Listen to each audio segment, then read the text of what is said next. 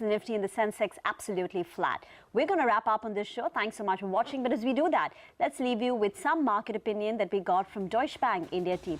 They expect a lot more volatility for the markets in the coming days. And on the GDP front, they expect a 7.5% growth in FY17. We are living in an environment where you will see a lot more volatility. There's so much happening. If you look at India, you look at the world around us, you look at some of the political developments that happened in the rest of the world. I think really to use a term which is now very common in terms of the new normal. I think that's pretty much what it is. But do we see a divide coming through with respect to this being again becoming a developed world story rather than emerging markets?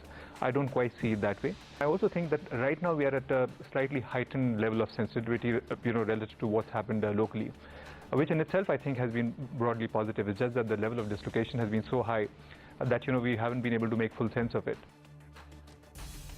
For FY17, the earnings estimates have anyway taken a hit after demonetization. Various sectors across the economy have been hit. While FY17, you will see lower GDP growth, possibly lower than the 7.1% with the CSO saying based on the pre-demonetization estimates. But FY18, we think we should see a pretty strong recovery. Our economist expects 7.5% GDP growth next year. Our analyst team expects the index earnings growth to rebound to the 18-20% mark. And this assumes no extra stimulus in the budget which is coming up, which is another yet event. So I think investors are looking beyond the demonetization slowdown, which is already played out and priced in to a large extent in our view. We think that we have about 50 to 75 basis points rate cuts in the next sort of six months. We think it's going to be front-ended. In terms of treasury yields, we also today are factoring in a forecast for about 6.2.